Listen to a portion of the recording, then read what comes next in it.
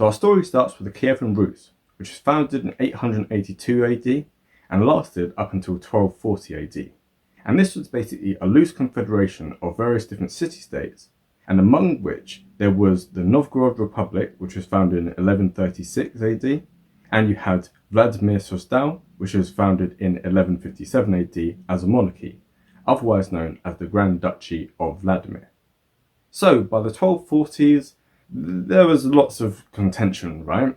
And the reason for this is because the Kievan Rus, which had once been this very strong confederation, had by this time become a series of fragmented and factional competing states. At which point, the Mongols come in. And this is where they basically laid waste to much of the territory here. They burned down many of the towns and cities, and they actually depopulated what is estimated as a European Russia from a population of about 7.5 million down to 7 million. So 500,000 people wiped out by this Mongol invasion. And what was actually put in its place was a system of vassally. So basically what this was that the Mongols, they had the local leaders of these different states, and they forced them to basically be the tax collectors for the Mongol yoke. So this is the Golden Horde, which ended up being founded in 1260, and this lasted all the way up till 1458. So you're talking about a period of almost 200 years where there's this Mongol yoke on the Russian people. However, it should be noted that one state managed to survive this onslaught, and this was the state of the Novgorod Republic. So, how did this state stand out from the rest of the different states which were in Russia? Well, it stands out because it, from its very early days, was very much a democratic society. So it was actually a much more akin to many of the states which you had in Northern Europe and in Western Europe at the time. And these states obviously eventually became what we think of as the West, where you end up having certain norms. So, there's democratic accountability. The leader is not an absolute leader.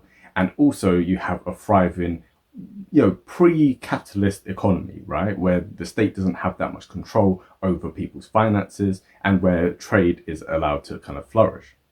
So as a result of this, Novgorod not only survived, but actually thrived during this time. And this is because it was interconnected with the rest of Europe through what was known as the Hanseatic League. So the Hanseatic League was basically predominantly over the different northern German states along the North Sea and the Baltic Sea. And it stretched all the way from Holland and England on its far western side, all the way up to the Novgorod Republic, which was on its far eastern side. And so as a result of this, it ended up being very much influenced by the rest of Europe, while the rest of Russia, during the Mongol yoke, ended up being cut off from this Western influence. And so this is why Novgorod ended up having these things called vechers. So these were basically public assemblies in which the people there actually had the power to elect and to get rid of the prince of that state. And also it should be noted that the people there actually, in many cases, were property owners. So half the population of Novgorod were actually landowners, and there was a relative equal distribution of wealth in place. And also what was quite unusual for the time, especially in Russia, was that you had a very high level of literacy. So this meant that the people there actually had, they were informed citizens, in a way that many of the other people in these other states were not used to being. And on the other hand, you end up having the Grand Duchy of Vladimir, and out of the Grand Duchy of Vladimir, this is where you end up having the arising of a new state, and this was the Grand Duchy of Moscow. So Moscow ended up becoming the central place for tax collection within the Golden Horde, and this is why Moscow ended up becoming very much more and more powerful. And the leaders over time ended up overthrowing the Mongol yoke, and then went about subjugating the other people of Russia, and this eventually ended up becoming the Tsardom of Russia, which is the precursor of modern Russia today. So this state here, the Grand Duchy of Moscow, was an absolute monarchy. So it was as far away from what you can see in the Novgorod Republic as you can possibly get. And this state here, which was incredibly militaristic, incredibly expansionist, incredibly authoritarian and autocratic, this was the state which ended up being the precursor for modern Russia. So with this scenario here, we're going to imagine, for whatever reason, the Mongols simply never invade Russia. How would Russia today be different? That's what we're going to explore now. So we have to say that the Grand Duchy of Moscow, the reason why it rose to such prominence is because its first leader was the son of Alexander Nevsky. So Alexander Nevsky, he is almost seen as a kind of founding father of Russia, and actually he's a canonized saint within the Orthodox Church. And also as well, it should be noted that the Soviets made a very famous film of him, and this was done by Sergei Eisenstein. We're going to cover him in our second channel. So, our second channel looks at film. At some point, we're going to be looking at Eisenstein. So definitely, subscribe if you haven't seen it already. And definitely stay tuned for that, which will come in the future. So Alexander Nevsky ended up actually being appointed as the Prince of Novgorod, and he served there from 1236 to 1240 AD. Then also from 1241 to 1256 AD, and then finally in 1258 to 1259 AD.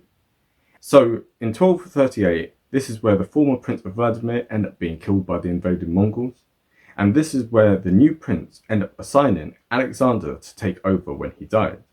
And so he ended up becoming the Grand Prince of Kiev in 1246, and then later became the Grand Prince of Vladimir in 1252, which marked him as the supreme ruler of all Russia. Well, at least in name only. So from this point on, there ended up just being lots of dynastic squabbling, which is a bit too long to get into, we'll just be here all day.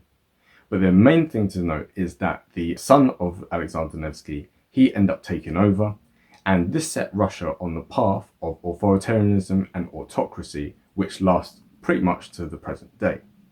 So if the Mongols had never conquered Russia, as we covered in our video which looked at what if the Mongols had conquered Japan, so definitely go and check that video out. That video there, we pointed out that every society which the Mongols conquered ended up, when they eventually lifted off the Mongol yoke, end up becoming very autocratic, very authoritarian, and very reactionary. And so you can see this with what ended up emerging as Russia. So if the Mongols had never invaded, and of course from their invasion where they destroyed so much and killed so many people, what ended up happening then is an ultra-conservative backlash. And if this hadn't happened, then Russia today would be very, very similar to many of the other places in Europe. So if you look at England during this time, France during this time, the Holy Roman Empire, the Polish-Lithuanian Commonwealth, and many of the Nordic countries, you can see already the very early days of this kind of free society which we today enjoy in the West. So Russia, in many ways, would be quote-unquote westernized if instead of the Grand Duchy of Moscow, if it had been the Novgorod Republic which had taken over, then that's what we would kind of see. And actually,